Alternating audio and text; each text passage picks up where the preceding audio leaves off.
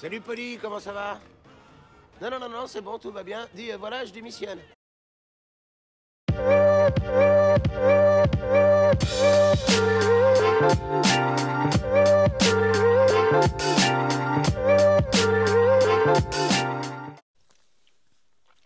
Et bonjour à tous et bienvenue sur la chaîne de l'Examen Crypto. Nous sommes aujourd'hui le vendredi 23 mai 2025. Actuellement il est 8h20. On va faire le point sur la situation du Bitcoin. On va regarder les news et les actualités. On va regarder bien évidemment les indicateurs. On va regarder aussi les altcoins. Gros programme, on s'installe et on démarre avec cette cryptomap qui nous fait plaisir. On a des belles performances. Du côté de la crypto WLD qui avait été donnée il y a 2 jours dans le club LexaRocket qui nous pousse un plus 24%. Bref, ça fait plaisir. On a une cryptomap dans le vert, pourquoi? Parce que le Bitcoin pour l'instant est toujours dans une très très belle configuration. On va regarder tout ça en détail. Allez, on commence avec les news.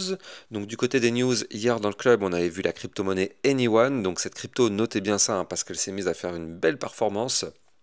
On avait vu alors oui, donc ça aussi c'était une news intéressante. Donc le crypto-star de Trump, donc David Sachs, affirme que le stablecoin Bill passera au Sénat, débloquant des trillions de dollars de demandes pour les US Treasuries via des cryptos adossés au dollar régulé. Donc là franchement, si jamais ça se valide, effectivement, ça peut être un game changer pour la finance on-chain. C'est très très bon comme information. Van Eck va lancer un fonds privé Web3 sur Avax dès juin 2025. Donc on a Avalanche qui attire des poids lourds quand même de la finance traditionnelle, c'est intéressant. J'ai tenu à vous remercier parce qu'en fait, sur ma chaîne YouTube, on avait lancé un DCA, donc c'était en novembre 2022. Pour ceux qui étaient là, franchement, depuis mes débuts, novembre 2022, on avait lancé le DCA sur le Bitcoin, sur l'Ethereum, sur la crypto Chainlink et d'autres crypto-monnaies, notamment le Solana. Et en décembre, là, donc 2024, on avait anticipé le top du marché. Souvenez-vous, quand j'avais quand même informé et alerté qu'on était en surchauffe totale, j'avais alerté à ce sujet. On a réussi à garder le sang-froid entre le mois de décembre et le mois d'avril 2025, où effectivement le Bitcoin a fait que retracer. On est passé de 109 000 dollars à 76 000. On a réussi à garder notre sang-froid. J'ai voulu vous rassurer en vous disant à chaque fois que le meilleur est devant nous, ne paniquons pas.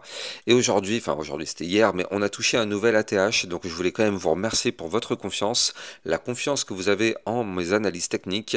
Et puis l'aventure continue et on continue bien évidemment ensemble. C'était vraiment pour vous remercier de tout ça. Dans le club, on avait vu la crypto Notcoin, donc je rappelle aussi que là, pour ceux qui sont intéressés en ce moment et pour fêter la TH, eh bien, jusqu'à la semaine prochaine, on a un très joli code promo, l'ATH 30, qui vous permet d'obtenir un bonus de 30% à vie sur le prix de votre abonnement au club LexaRocket. Donc n'hésitez pas à taper dedans, vous avez le lien, bien sûr, en description de cette vidéo, il faudra saisir le code ATH 30. Tout en majuscule.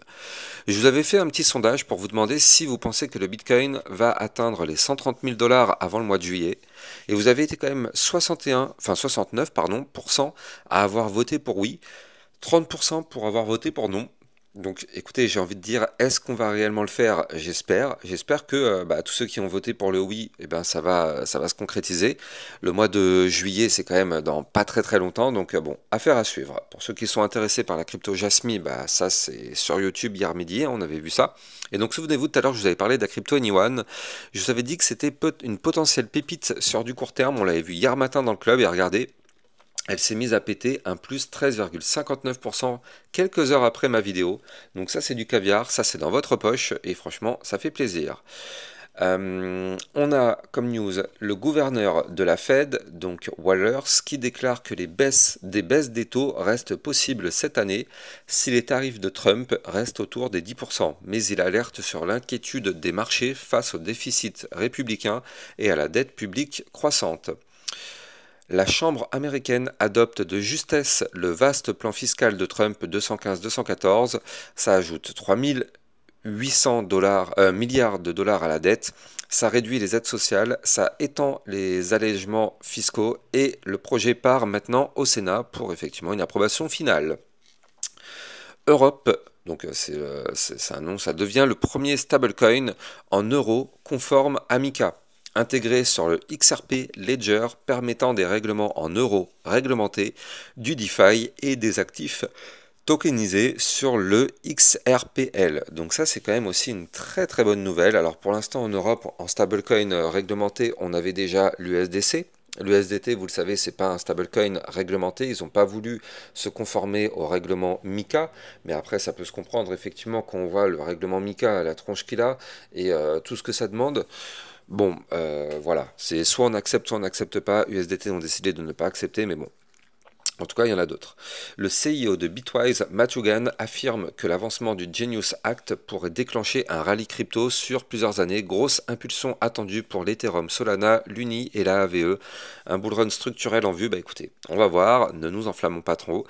La recherche Wikipédia pour le mot-clé Bitcoin sont faibles. Pourtant, les prix sont sur la TH. Donc c'est un signal clair. En gros, le retail dort encore. On est encore très très tôt a priori. Michael Saylor qui nous fait du Michael Saylor.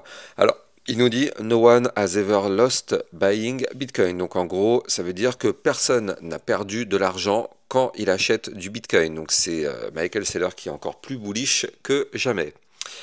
BlackRock Ibit a acheté 4970 Bitcoin pour 530 millions de dollars le 21 mai et il détient désormais 643 974 Bitcoin, soit plus de 67 milliards de dollars. Je ne sais pas si vous vous rendez compte, c'est colossal. Et n'oubliez pas, si vous aussi vous souhaitez rejoindre toute la communauté, vous pouvez venir sur mon Discord officiel pour venir échanger, pour venir poser des questions, vous entraider, trader avec les autres. C'est dans mon Discord officiel. Vous avez bien sûr le lien en description de vidéo, tout comme d'ailleurs mon lien Twitter officiel. Allez, on démarre l'analyse technique. Avant ça, je rappelle bien sûr à tout le monde que tout ce que je vais dire n'est en aucun cas un conseil financier. C'est à vous de faire vos propres recherches. Et n'oubliez pas que le trading de crypto-monnaie comporte des risques de pertes partielles ou majeures. Alors du côté du Bitcoin, qu'est-ce qui se passe? Vous le voyez, on est bloqué. Malheureusement, on est bloqué. Je vous l'avais dit, je vous avais dit que là, on allait avoir une résistance historique. D'ailleurs, je vous l'avais même dit aussi sur mon Twitter hier soir. Je vous avais fait un petit post pour vous dire que là, on a le Bitcoin qui est actuellement sous sa résistance historique très très long terme. Donc d'ailleurs, n'hésitez pas à venir me suivre sur Twitter pour recevoir tout ça. Mais regardez, ici, donc, on a la résistance historique. Cette résistance, elle est à 111 400 dollars. Et effectivement, malheureusement, on n'arrive pas à la breaker. Je rappelle que cette résistance est historique. Pourquoi? Parce qu'en fait, tout simplement, regardez, hop là, si je remets mes tracés, eh bien en fait c'est une résistance qu'on suit depuis maintenant 2017, voire même encore plus. Et donc en fait, à chaque fois qu'on a touché cette ligne de tendance haussière, comme vous pouvez le voir, on a eu un rejet ici qui a indiqué le top en 2017. On a eu une première touchette en 2021 et une seconde fin 2021. À chaque fois, on s'est fait rejeter par cette ligne. On est revenu retester cette ligne ici en décembre, non c'était quand? C'était en décembre. Décembre et janvier 2025, là aussi on s'est fait rejeter et actuellement on est de nouveau juste collé à cette résistance et pour l'instant on est en train de se faire rejeter. Donc c'est justement toute la question, est-ce qu'on va réussir à la péter cette résistance? Si on arrive à la péter, bien évidemment c'est le bouchon de champagne qui décolle. Ça voudrait dire qu'effectivement, on prendrait clairement la direction des 115 000, voire même des 120 000 dollars, en passant par la résistance des 13 191 juste au-dessus de la tête. Mais là, si on pète ça, ce serait bien sûr pour aller chercher des points beaucoup plus hauts. Donc c'est sûr que ce serait vraiment hyper intéressant. Mais quand même, il faut noter les indicateurs parce que bon, on est bloqué par une résistance historique, premièrement. On est sur un RSI qui a touché les... Combien c'était? Ouais, c'était 77. Donc on a un RSI qui a touché les 77. C'est très très haut.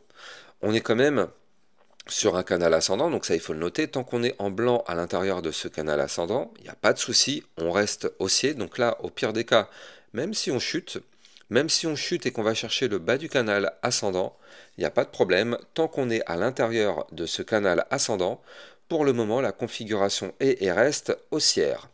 Mais attention, si on pète ce canal ascendant par le bas, vous l'avez compris, on risque d'avoir un retracement un petit peu plus prononcé. Donc là, on aura quand même un niveau clé de support ici à 107 872, 107 190. Si on casse ces niveaux clés, on ira chercher les 105 062, ainsi que ici les 103 519 et ici les 102 800 dollars. Donc ça, ce sont des niveaux clés de zone de support à venir retester en cas de rejet massif par notre résistance historique. Et pour l'instant, malheureusement, c'est le cas. J'aimerais avoir des bonnes nouvelles, mais pour l'instant, malheureusement, les nouvelles ne sont pas bonnes. On est bloqué, on est bloqué. En plus de ça, on est en train de former un double top court terme ici, vous le voyez. Donc là, premier top, deuxième top. Donc là, effectivement, attention, on risque d'avoir un petit retracement court terme. Donc c'est normal, hein, on est rejeté par une résistance. Il faut vraiment garder en tête que c'est une résistance. On n'a jamais, vraiment strictement, jamais réussi à la péter, cette résistance. À chaque fois qu'on l'a touchée, on a systématiquement été rejeté. Donc là, c'est notre cas pour l'instant. C'est tout à fait normal, c'est tout à fait logique, il fallait s'y attendre, mais on espère vraiment qu'on va réussir à la breaker, parce que sinon malheureusement ça voudrait dire qu'on pourrait avoir un retracement peut-être aussi un peu plus prononcé. Mais bon, pour l'instant, on est plutôt tranquille, on est plutôt safe, on est dans un canal ascendant, tout va bien, il n'y a qu'en vue court terme.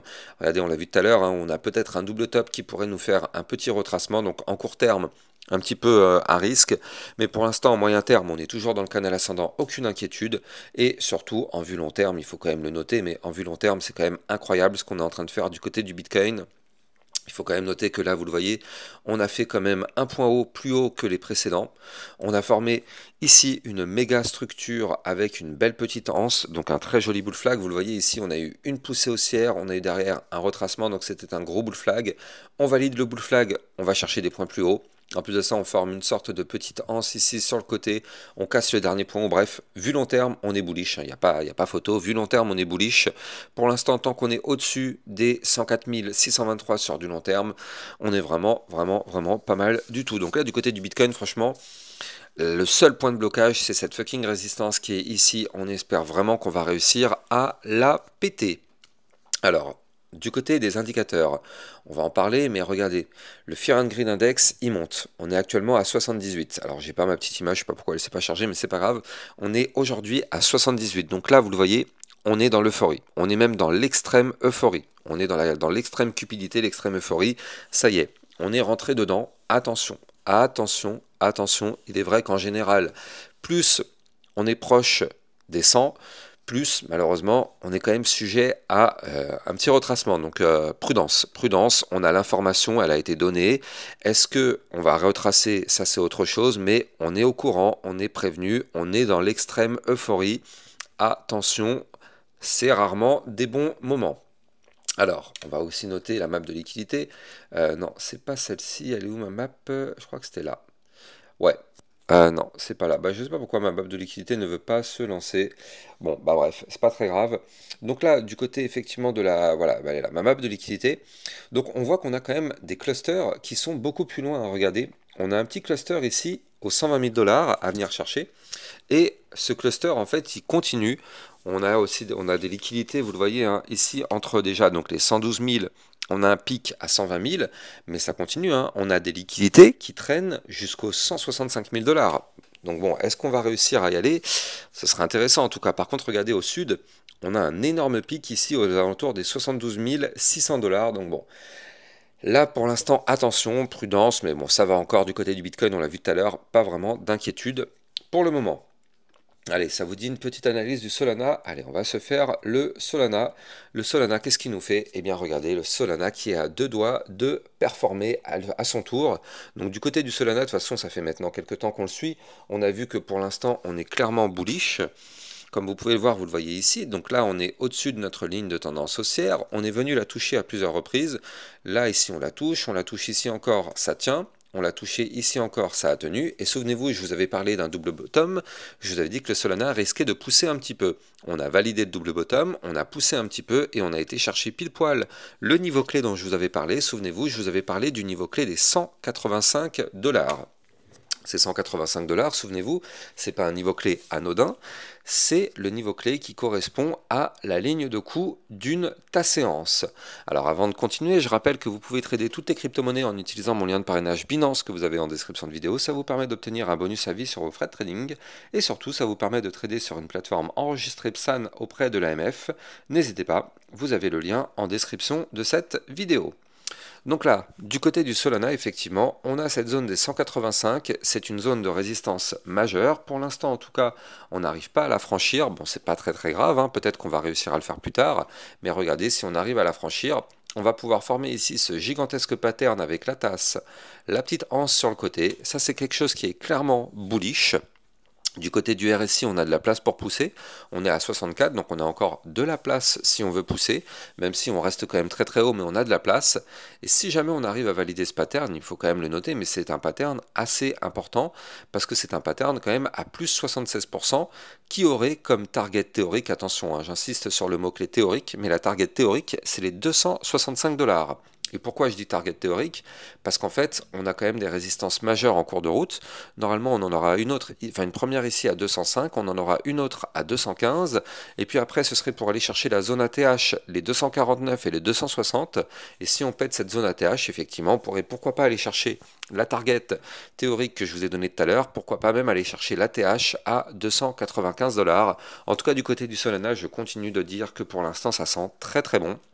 De toute façon, c'est ce que j'ai pas arrêté de vous dire ces dernières semaines. Du côté du Solana, vraiment, on est vraiment pas mal du tout. Et on est quand même en vue long terme, là vous le voyez, très très bas. On est à peine à 53 en vue long terme de RSI. Donc ça veut dire qu'on a beaucoup de place si on veut pousser. Donc ouais, franchement, le Solana, moi je trouve que la configuration est vraiment très très très pertinente. Par contre, attention, hein, attention à ce que le Bitcoin ne se fasse pas rejeter. Vous le savez, si le Bitcoin se fait rejeter, tout le marché crypto va retracer. J'espère que vous avez kiffé la vidéo. Si c'est le cas, n'oubliez pas de liker, commenter, partager au maximum. Vous le savez, ça participe au référencement de ma chaîne YouTube. Et surtout, abonnez-vous pour recevoir tous les jours 1, 2 à 3 vidéos concernant le Bitcoin et les altcoins. A plus tard. Ciao, ciao. Bitcoin, Ethereum, you know the drill. Lost it all, but came back with the skill.